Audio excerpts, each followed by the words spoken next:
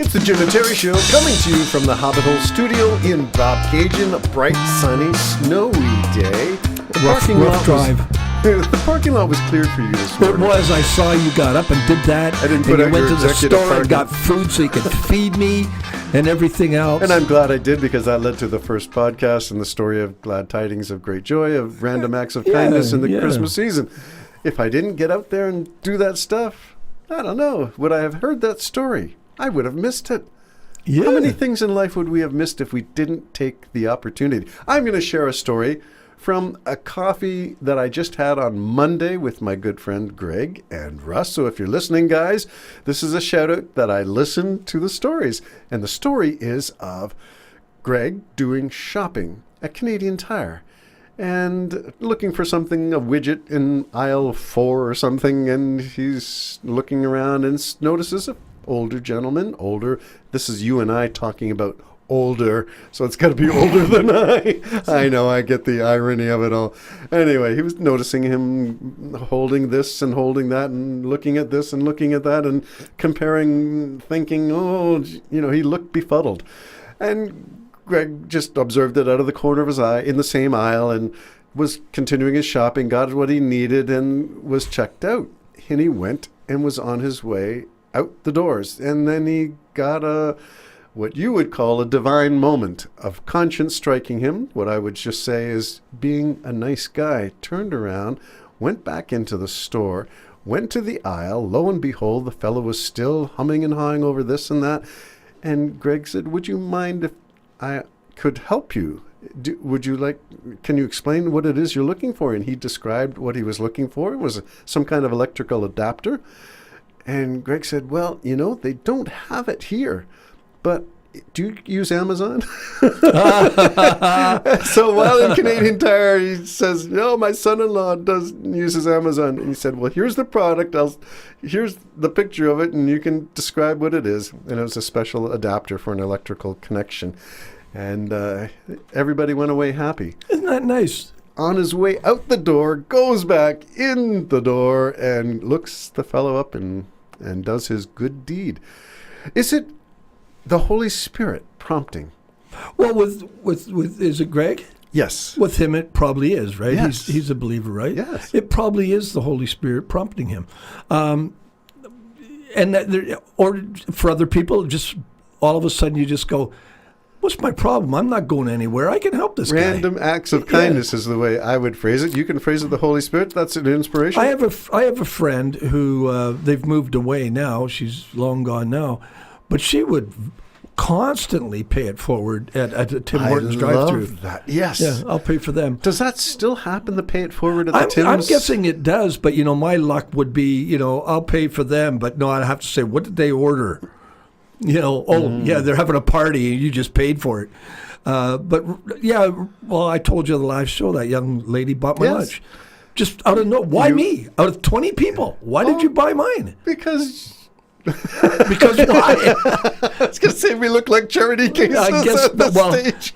Nobody it's the way we dress. Nobody can accuse me of overdressing, that's for sure. No. Yeah. Not to judge a book by its cover. And the beard, and I probably I'm wasn't sure shaved. we could clean up and look I was reasonable. probably moaning when I sat down and moaned when I got up. Oh, well. Let's continue on this theme of random acts of kindness. If there's any more that our listening audiences 1 and 2 want to write in and put in the comments below, that would be appreciated too. We like to pay it forward. Tell us a story of you paying it forward or receiving somebody paying it forward to you. What goes around comes around. Spread the joy, spread the goodness, spread the kindness. Random acts of kindness should be our theme. It's one of the nice things about the season. Whether you believe in Jesus or whether you're just like the lights or like the feel, it does bring that forward in us. I remember I wrote a song back, and one of the lines was, "Even those who don't believe put down their guns and talk of peace." I can't remember at Christmas. Well, it sounds like a World War I trench warfare story. Yeah, it does, doesn't the it? first December 25th in the trenches. Well, that was a story, wasn't it? Yeah. They had Christmas together, the Germans and the or whoever, England. And then on the 26th, killed each other. Oh my gosh! But war is horrible. And, and one of the other shows will talk about blowing up people hanging on the boats, but that's a different story. But this time of year, it is those going that little extra mile too. Mm-hmm. Maybe I don't want to, go over to the Lions Hall for the tree lighting, but maybe I should. Well, the Lions Hall being a community center, sort of. Yeah. Oh, it used to be the last one was at our church. No, the last one was in town. There was a couple before that had to be at the church because they were building the fire hall or something, and then the people we had a giant tree in Pefferlaw. Were you ever there for that? Yes. That's no longer the tree's there, but no longer used as the community. No tree. longer used as the community tree. I don't know the whole story behind that. Maybe the people are just freaked out because they're afraid it's going to catch on fire with the bulbs, and who knows. But now, the Lions have picked it up, and even one of the Lions Halls, one of the. You said a politician was there. And a politician. One of the Lions people were there, and a politician was there for the community dinner. Not because they're poor or anything, but just to support the community.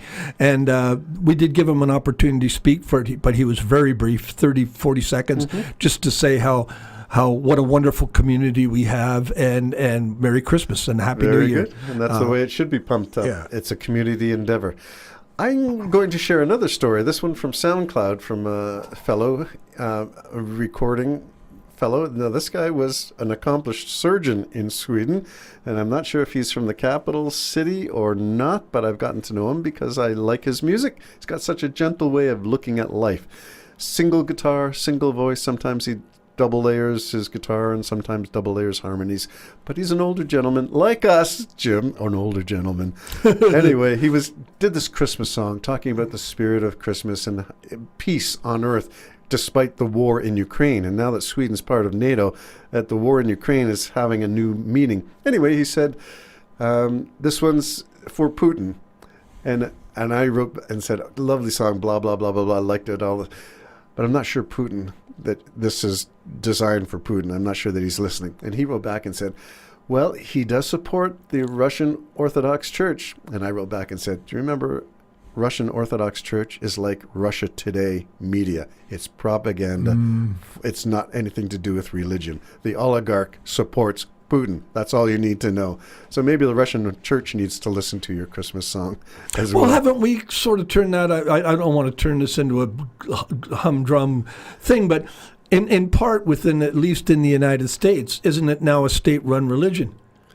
It's Christianity. Interesting points. I never thought I would hear that kind of discussion. Coming from a Christian. Coming from a Christian conservative such as yourself. Yeah.